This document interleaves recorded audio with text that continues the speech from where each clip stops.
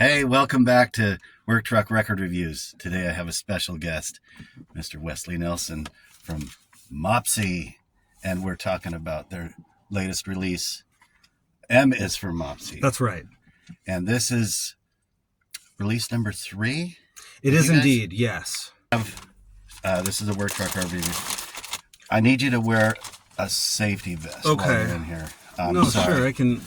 Situation going on here? No, you know me. Oh, it's Velcro too, so this should be fairly simple. Safety is key in pretty much everything I do. I feel okay. You just got. I feel like a lot manlier. Fuck yeah, I did.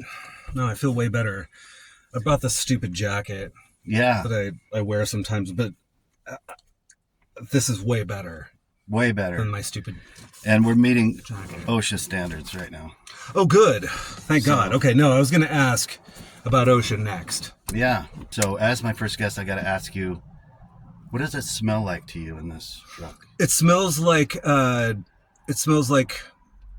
blue collar freedom. Right now, yeah, it's mostly just man. Well, it smells like the earth. So, well, part of thanks for having. Oh, yes. I thought. Okay, it's not over yet. Ah, God. So part of what we do here is we listen to the album, and I've got some questions to ask you throughout. Okay. Well, first of all, let's go way back. So yeah. on your Wikipedia page, it says that you started in the Linwood folk scene, the coffee houses around Linwood. Right. That's right. Yes, I spent a lot of time just kind of trying to figure out who I was. Yeah. Back in the early 80s. Started playing metal, not very well because I just can't play that shit very well, but it sounds like it. This doesn't sound very. It doesn't sound very metal. As much as I tried, and Johnny was like, more metal. And I'm like, I'm doing the best I can. But did start playing metal at a fairly young age with my buddy Ryan and some buddies of mine who got me into a lot of hardcore, a lot of like speed metal, thrash metal stuff that I still have a very soft spot for. Of course. But I was never very good at that shit. Those guys were. Mm-hmm. And I just was like, well, if you'll have me, Yeah. We played some shows under the name Negative Earth. Wow. Yeah. We got it off a car battery. We thought it was so heavy. That might have been electrically. So heavy. Kind of related. Yeah. Great name. Yeah, it made very little impact of any kind. Wow. Yeah. This is like 85-ish, 86? A little later than that. Well, yeah, we're getting into like the late 80s. Yeah. Well, let's take a listen to song 1 here. Are we going to listen to all the way through each? No, we're not going to do that. Thank God. Yeah. Okay, so we start off the bat. Jason Tofty. I was going to ask, I saw it here. Who is Jay Toft? Who is Jay Toft? Is that someone I know? I think so, yeah. Do you know Jason? Have you heard of that? Jason Toft. Yeah. Okay. I know. Well, I was hoping it wouldn't be confusing. Right. By just putting the first. Yes, I am aware of his work. Okay, he's a very spirited drummer. He's a wonderful guy. I think you guys would get along great. Yeah.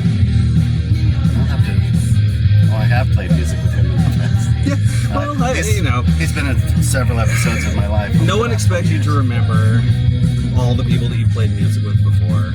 Right.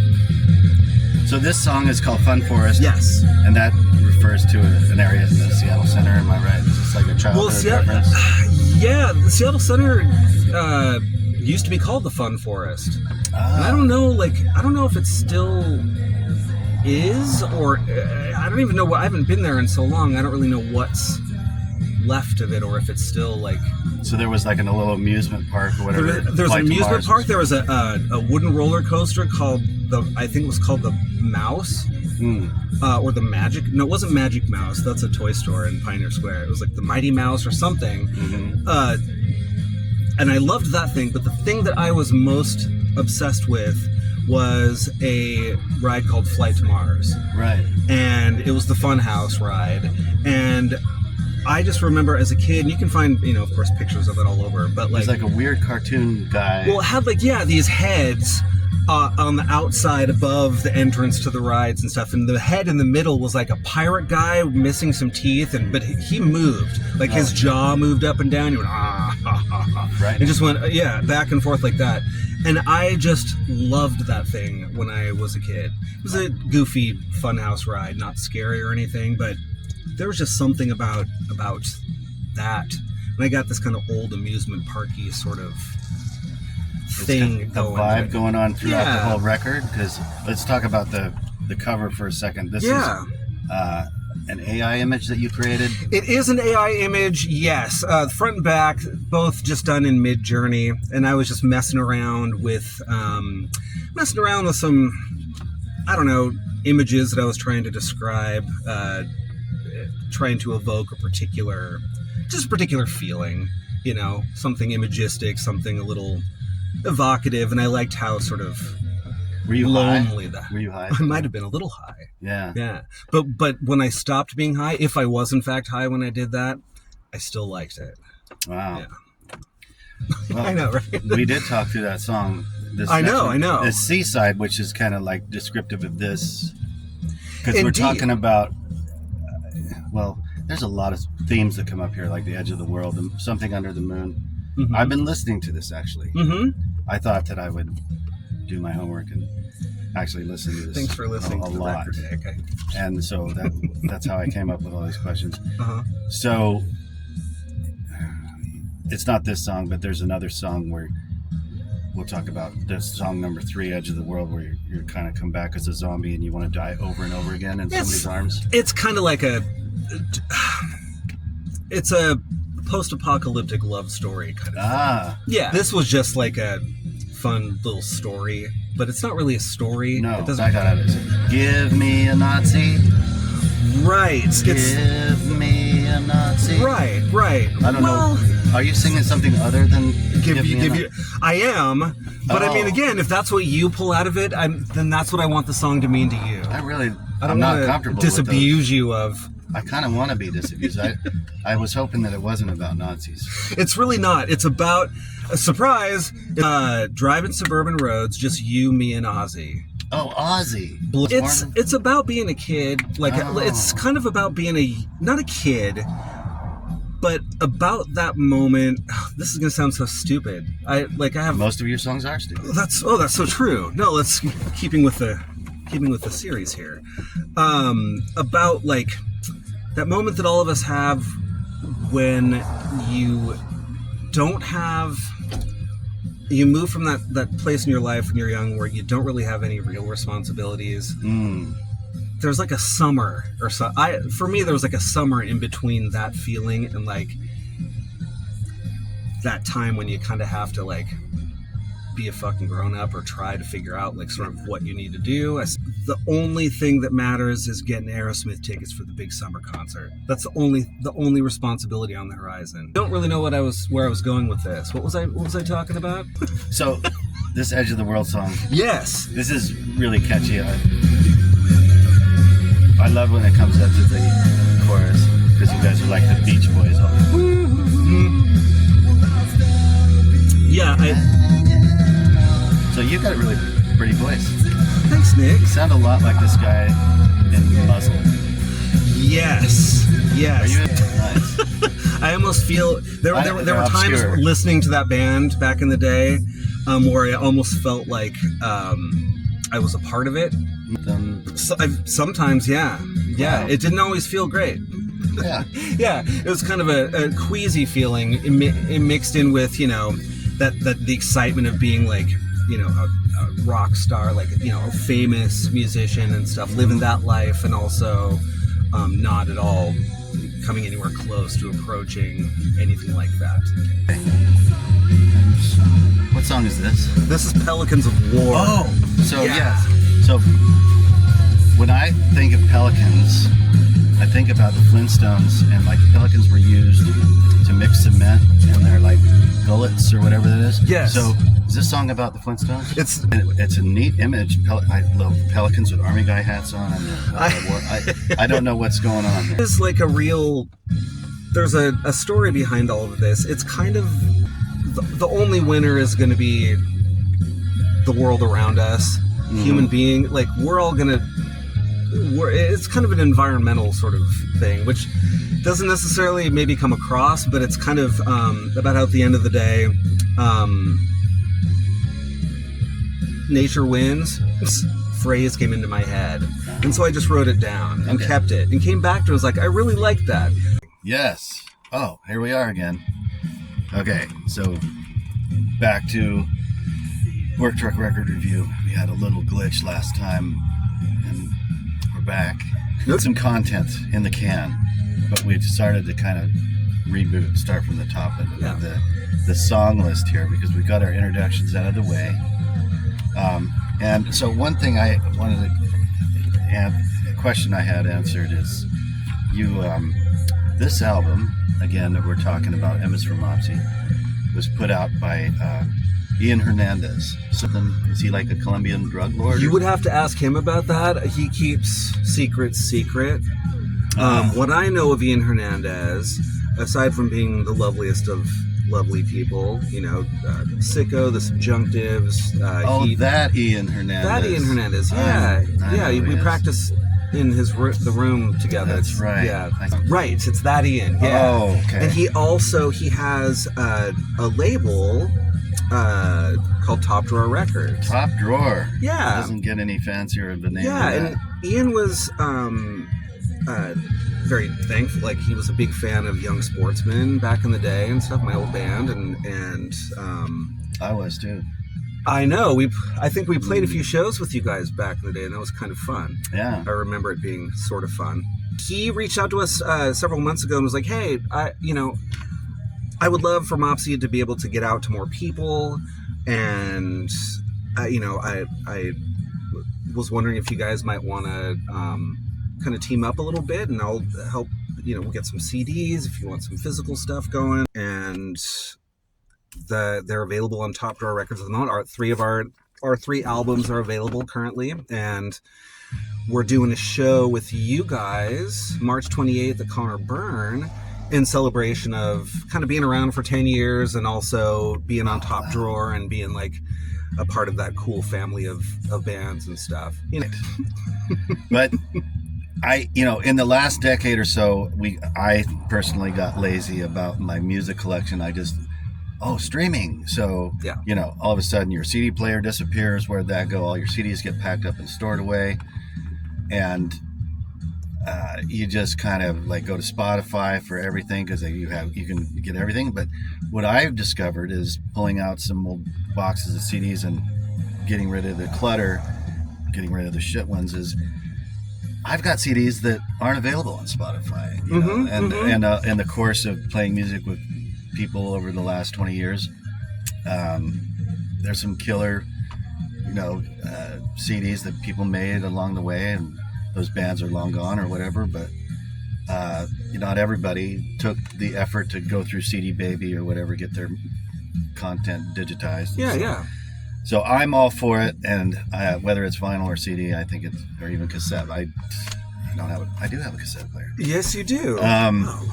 But that, I don't think what the kids don't understand today of how shitty cassettes were back in the day, just how ticking time bombs they were, of just turning into a rat's nest of so awesome. bullshit. Like, they're just so awesome. Like, making mixtapes over, handing like a cool. copy of a copy of a copy to a friend. I heard so much great music when I was young, getting like a beat up copy of something that had been passed through friends that they made a copy of, and you get the tape, and it's just like, it's all wrinkled and shit, and it'll probably the first time you try and play it, your deck will eat it up or something, but you just need to get a pencil and just, it's true, pull that shit out carefully, and it's simple. And I remember all of my first introduction to anything punk rock was a mixtape of crappy edits. Like the tail of the beginning of the song was cut off, and it was usually recorded with a tape recorder up to a speaker.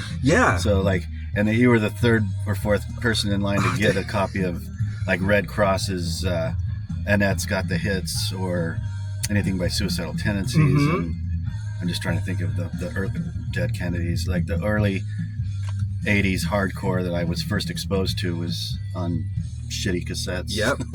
Yep. All the early like thrash and speed metal stuff that I really got into as a young person was copies of tapes from friends and stuff, like, or compilations that my buddies would make for friends, and we'd all end up getting a copy and stuff. And I got exposed to all kinds of like Celtic Frost and Exodus and early Metallica and all these, like, you know, kind of thrash, extreme, whatever you want to call them, bands. That Venom? Did you?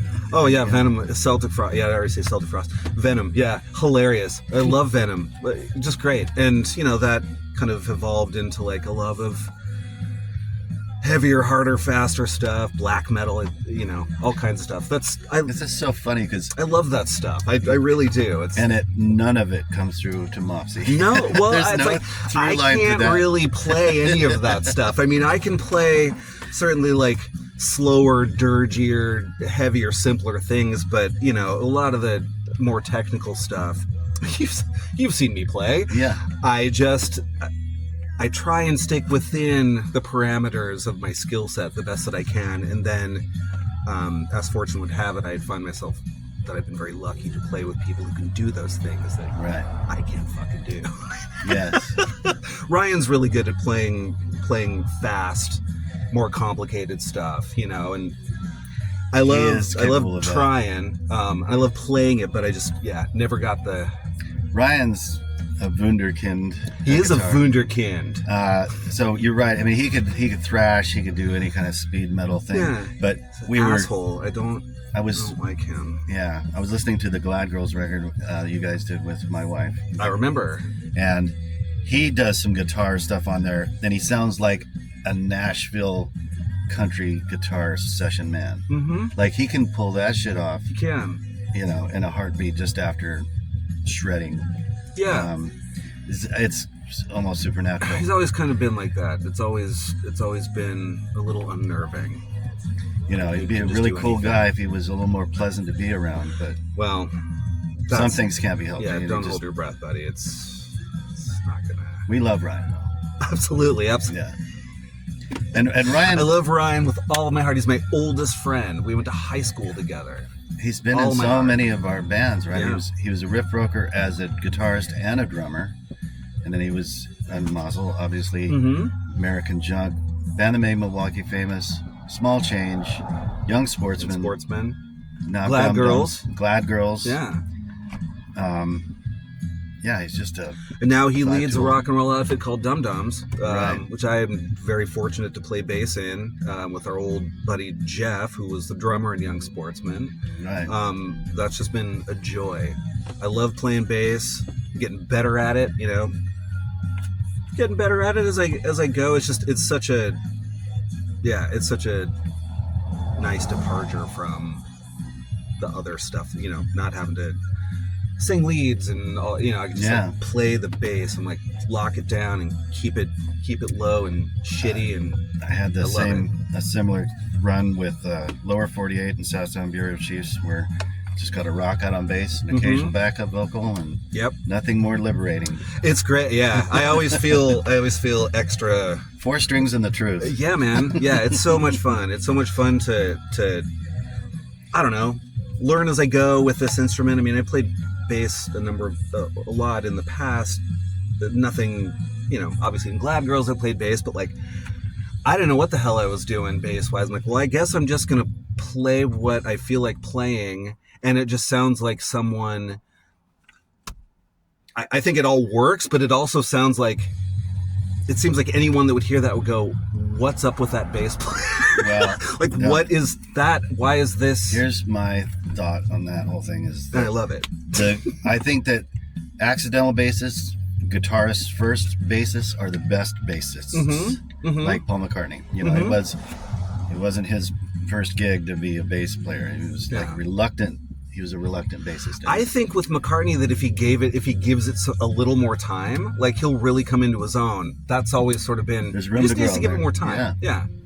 That's one way. I hope he doesn't get frustrated, because I think he's still young. Yeah. He's only 82. Yeah. He probably doesn't order more things than he needs from Amazon. I can call my mom. I'm going to give you, just real quick, this is my impression of every conversation I have with my mother these days. Okay. Okay? Hi, honey, how are you? That's my mom. Uh-huh. Hi, honey, how are you? I'm fine, Mom. How are you? What's up? Today. I called Facebook to talk about the problem I was having with my account. I talked to a really nice man there. And then I say, no, you didn't. And that's every conversation that we have anymore. Like, I'm sure you didn't call Facebook. I mean, she wants to call whenever she has trouble with anything. Like, well, I'm just going to call Amazon and see if we can figure out what's going on with the several things that I accidentally ordered. Like, well, I don't think... Isn't there a way call the Amazon number? Biggie. Yeah. Oh, bless her soul. It's really sweet. I mean, it's really, really sweet. It's like she wants to solve problems the way she's always solved them in her life, and the landscape has changed dramatically. And you know, she wants to call Google whenever there's an issue. And I'm like, come on. I'm not that far from this thing. I'm not either. I'm not either. I get it completely. I'm a definite digital immigrant, and I have hurdles that I can call Facebook, as in my friend group, and put it out there, like to crowdsource a solution to some bullshit that I can't figure out because I'm over 50. For some reason, I get all like worked up and anxious whenever I need to post something in Facebook. I don't know why. I have to share this thing. Why? I'm gonna fuck it up somehow. No, you're not. Everything will be fine. But I get like tense or something whenever I have to do something that I'm supposed to do band-wise to promote something or share something. It always turns out just fine. Yeah. Everything works out fine, but I get weird about it. I don't know why. Yeah. I don't know. You know, you look at one picture of a girl with a big butt, and then that's all you get in your feed is just reels of big butts. Or like advertisements for Cheez-Its or something. Yeah. Because I love Cheez-Its. Have you noticed how crackers and chips they haven't tasted good for like years? Have you noticed that? I never. I have not had a regular tasting Cheez-It in years. And like Doritos taste, I shouldn't be eating this crap anyway because I'm like 100, but they haven't tasted normal for years. And I mean, like the paper bad or stuff cardboard. That tastes good? Yeah, I think so. There's an ingredient missing that gives it that extra, oh man, this is shitty for me. The enjoyment of that is coming through, and I've been missing that lately. Do you suppose George Soros is behind it? You see that he just got a Medal of Freedom. Maybe that's why he got the big, for keeping all of the bad ingredients out of your favorite chips and snack food. Fucking asshole. Right? Yeah, Deep State Nabisco. Oh, man. Let's not. What were we doing here? I don't know. We're talking about your music here. I just came outside and you were in the truck. This is the key to creating good content. Yes. People identify with this rambling conversation. But we wanted to talk about your songs, and I was joking about some of your songs, but we went to get coffee at Herkimer earlier, and I was telling Wes I was grappling with what to compare the music to. And what did I say, Wes? I said Catherine Wheel. Yeah. and this kind of shoegazy spaciness kind of was what reminded me of it. And it's not like I'm kind of talking out my ass because I just listened to Catherine Wheel one time in the back seat of a car on a long road trip, so I don't know what else it reminds me of. And I was telling you in the coffee shop that we have such an intimate relationship of knowing each other over these years that I don't even give that any thought. I mean, I just go to your shows, rock out, and we're family, rock and roll stuff. What do you say to someone that's new to your music, and how does one promote oneself in language and words? I have found over the years, in whatever band I'm in, whenever I try and describe what the band is like, not because it's overly complicated or we're so this or that it's difficult to put into words or something. Right. I just always feel like an idiot when I just try and describe. I always end up saying, we just play rock and roll. I feel like I've been more at least in terms of the music that I play and write, I feel like I've been more influenced by my friends Yeah, And- I mean, yeah, And that's it's the best. Well, the other thing you were saying about just being influenced by your friends, for me, I turned off my radar about 20 years ago to Mhm. anything happening new music-wise out in the world, unless it was right in front of my face. Right. It was my friends' bands or bands I saw that were coming through on tour. And we're lucky, that where we live in Seattle, where no shortage of just the volume of creativity, cool people making music. It's sort of, we get insulated in that. And so Yep. I identified when you said that as yeah, it's I grew up like I loved just heavy metal when I was a kid. I loved movie soundtracks when I was a little kid. Like that's all I ever listened to was like movie scores. Did you have the Grease soundtrack? Yes, I had the that was soundtrack cool. to the movie E.T. Wow. So Is that a and John Williams? yeah, song? like I was a huge, Spielberg baby. Like those scores, those movies, those big movies growing up when I was a kid. Like they have just stuck with me, and they were really. It's all I kind of listened to when I was really little. And then I came across a copy of Sticky Fingers on cassette that my dad had tucked away somewhere. I was like, oh. And a Creedence tape that I cannot remember which one, but I started listening to those. That kind of opened up some new avenues for me. And then but it took me towards, like I love Judas Priest. I love Iron Maiden. It took me towards like heavy metal and hard rock, and rather than maybe heading down the Creedence path or more Stonesy influenced stuff. I just kind of went in this NWABM, like new wave of British heavy metal kind of direction. But like, I don't know where all of that sort of fits in terms of like the kind of shit that I've written. And I think that's the right answer. I mean, by the way, I think if you don't already have kind of a handle, I think Dude Illigence should be your special name. Could that be my new Reddit First handle? name Dude, Illigence. last name Illigence. I mean, Illigence is a dope something. So right? Check this out. Okay. I'd never fucked with Reddit before, but I Me had a neither. question. I asked the internet. Yeah. I called the people up at the internet. Right, I called Bob Reddit. He took my call. It was amazing. We had a lovely conversation. No, you didn't, Mom. Well, so sometimes when you ask the internet, or when you call up the internet, they'll take you to a Reddit thread of somebody talking about the same stupid thing. So I wanted to chime in on this stupidity or whatever I was chasing down this rabbit hole. And it said, in order to do that, I got to log in and have an identity. So I just said, just continue as Google, because I have a Google identity with my Gmail and all that shit. So make up another one. I don't have to go through all that business. I'll just log in as my Google thing. And they gave me a handle, Pop Cockroach number 259 or so, or like some weird cockroach themed name. I'm like, that's fucking dumb. And it gave me a stupid avatar, and I'm like, I don't want to be Deviant Cockroach 357 or whatever. Right. Can I change this? And it won't let me. It won't let you. I don't think I can call up the people at Reddit or Bob. Right. And just, can we? Well, I mean, it wouldn't hurt. I could have my mom call them. Maybe. Yeah, because she seems to have a direct line to all of the CEOs of all of these companies, according to her. Yeah. I'm sorry you had to It's like I was being punished for just joining in on a conversation. Right. Like, hey, dumbass. Oh, you don't want to come up with something on your own? Here we go. We'll come up with something for you, asshole. But I'm Exactly. I'm trying to become a part of your community. Is that how you welcome? Anyway. Yeah. Yeah, I know. It's the Wild West out there. The internet. It's frightening. Yeah, it really is. Are you going to be okay? I'll be all right. Are you... You can comment below all the hell you want. Right, yes. Read it anyways.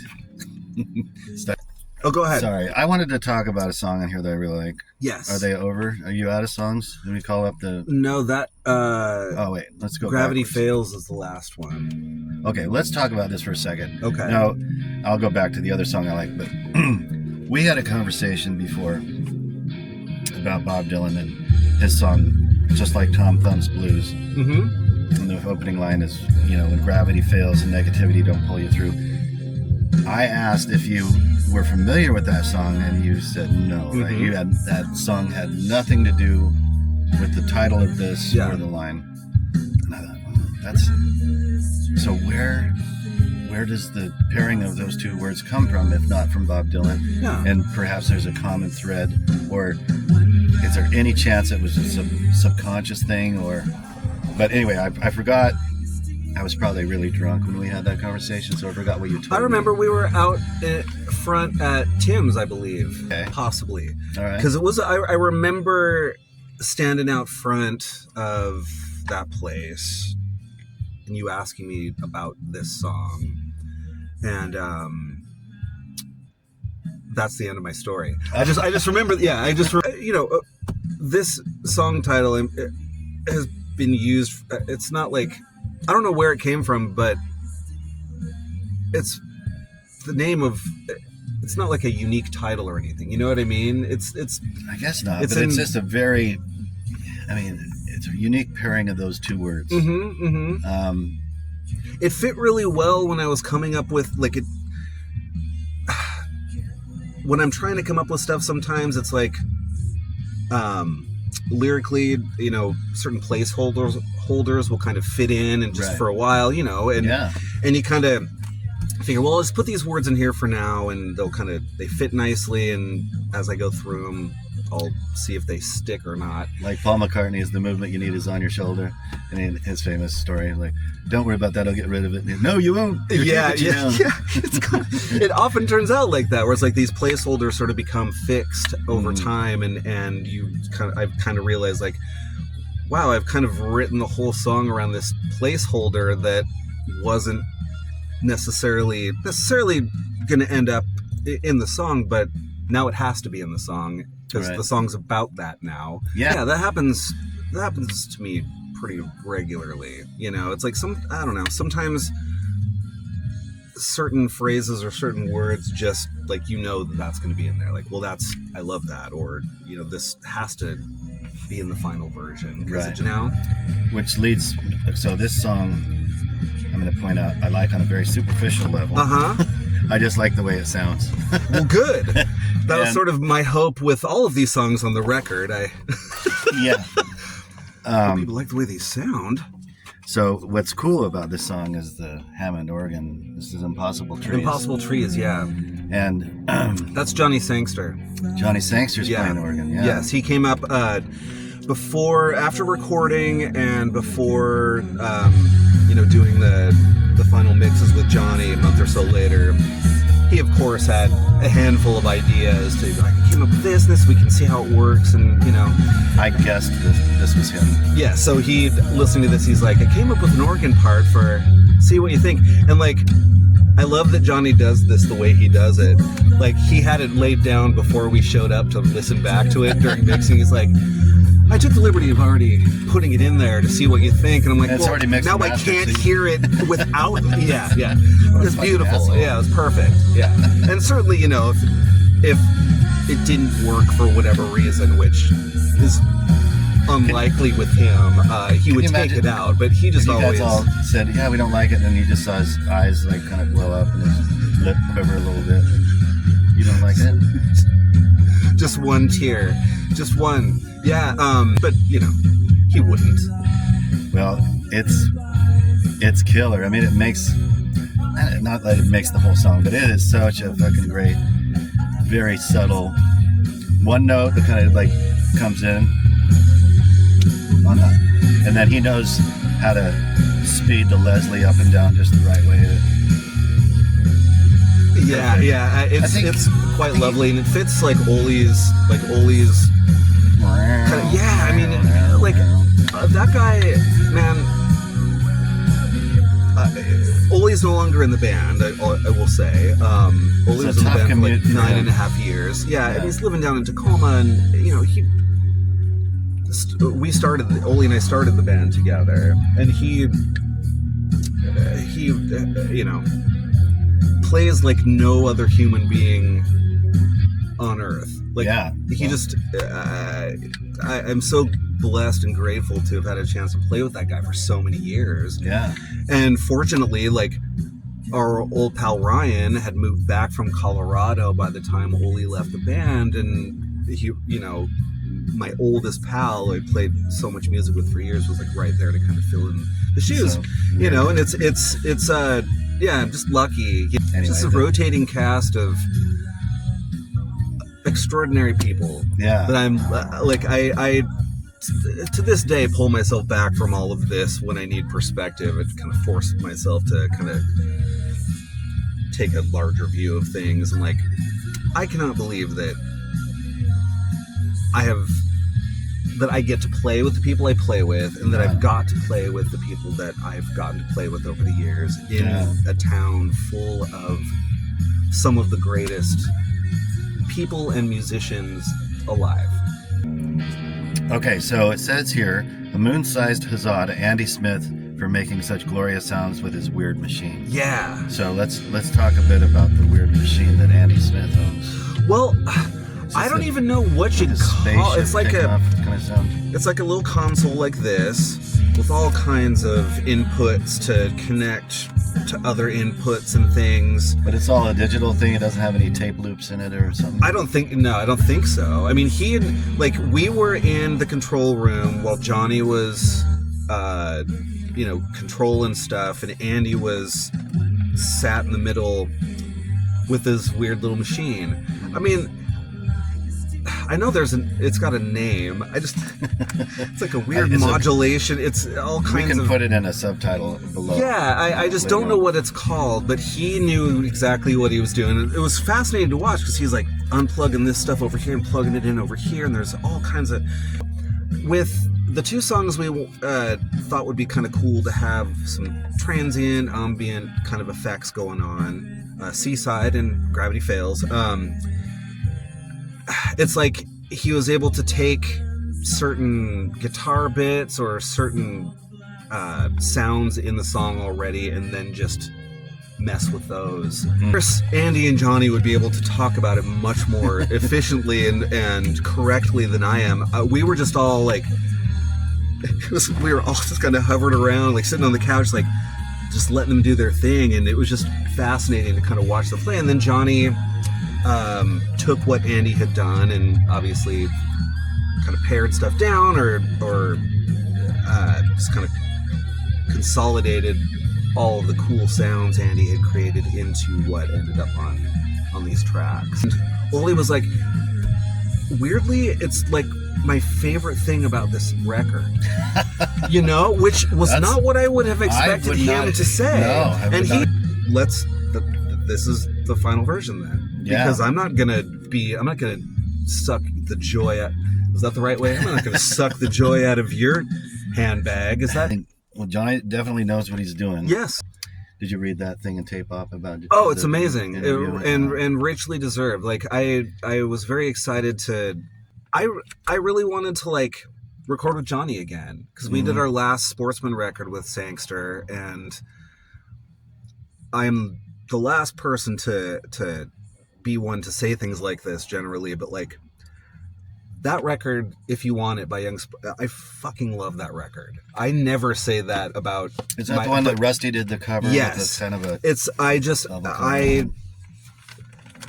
I'm so proud of the output of that band, all of our output, but like that record with Johnny was a really special and significant recording experience that I've had in my life. What's the German town that Vonnegut was involved in the burning of? Oh, Dresden. Dresden. Yes. What's the name of your song? It's called Sunday in Dresden. Sunday in Dresden. Was that on that record?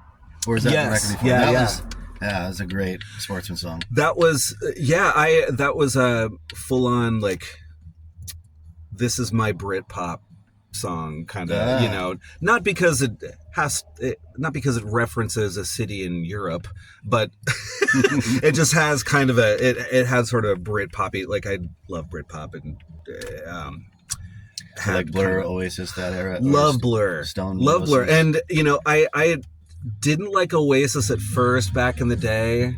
And I don't really know why. I think it had nothing to do with their music and everything to do with like, well, I fucking hate those guys. What a bunch of arrogant assholes. I have come to love those guys. I know those arrogant assholes a whole lot, and love their just their attitudes and approach to things. It's like, well, the Stone Roses aren't going to put out a record anytime soon. There's a gap here that needs to be filled. Like, Thatcher's England has come to an end. Where are the Roses? We're waiting for the next record. No one's filling this gap. And the Oasis was like, yeah, I'll have some of that. And they just did it. They just were like, we're going to do that and we're going to become the greatest band on earth. And we are the great, you know, and like back in the, I was like, oh God, this drives me nuts. Now I'm like, that's fucking awesome. You know, now I'm just like, this was full of coffee before all this started. Now there's none left, and it's devolving into me just trying to figure out what the hell I'm trying to say. All three of our records are on Top Drawer right now. If you buy a physical copy, you get a free digital copy as well. That's part of the deal. Nice. You can still get just digital-only copies on Bandcamp. Mopsey page on Top Drawer looks really, really nice. You can see all the actual CDs. They're half pulled out, you know. You know, it's just an M. Have a solid color for the CD. So if you, let's say you're in your living room, right? And you, I don't know, all of your Mopsey CDs are all over the place. You know, the CDs have been removed from their cases, and you don't know where they go because, you know, what the hell? Oh, right. He's color coded. Awesome. Right? Yeah. Right. The second one, the CD's red because there's a red zebra on there. Oh. You're not going to mistake that for this because there's no red on here, Nick. Oh, thank God. The first record is black because it's mostly a dark, snowy night. When I sent this to Ian, he was like, "Is that all you want on the CD?" And I'm like, "Yeah, that's all I want on this. Yeah, that's it." Because I don't like clutter and stuff. And he just kind of wrote the text. The response was the textual equivalent of, "Okay." Shrug. Sure. I mean, it's your album, you know, that kind of thing. But of course, was all in, and I was right. Well, you know, from where he comes from, yeah. You're supposed to have like some cartoon characters here and there, like in his little punk rock. Dude, Sicko's stuff is so amazing. Yeah, it's so amazing. Like all that work. Ian and I talked about it a little bit. All the work that they did to like get that stuff reissued, and their vinyl looks amazing. I mean, everything just looks so beautiful and perfect. Yeah. But you know. They've always been really good at that kind of thing. They've always... And I think this interview has gone along its 10 years. It's like you're 25. Ah, man. Well, I sure am grateful that you asked me to do this. Well, thank you. I hope that, you know, we can cull some meaningful, interesting bits out of all of this. I tried my best not to just be a rambling moron. As I tend to do, so hopefully it'll all work out, and I love you. And I am super, super grateful for all the years that we've known each other and have gotten to play music together, and I cannot wait to play these upcoming shows with you guys. Yes, because that's really all I want to do anymore. March 28th at Connor Byrne, playing with the Drolls. Cannot wait. Mopsey and my favorite place in town to play. Brokers. And we can plug the other band too because we're playing with the Brokers. And Dum Dums at Connor Byrne at the end place. Of January with Dum Dums. Yep. And the Cheapies, right? We're playing with Cheap Cassettes. Cheap Cassettes, yeah. It's gonna be awesome, man. So everything. Cannot wait to play at Connor Byrne again. Yes. It's just, I'm so grateful that they came back as a co-op, and it's like the best stage in town to play on, and the loveliest people, and it'll be super fun. So thanks, everybody. Thank you, guys. We'll see you next time. Thanks, Nick. Thank you, Wes.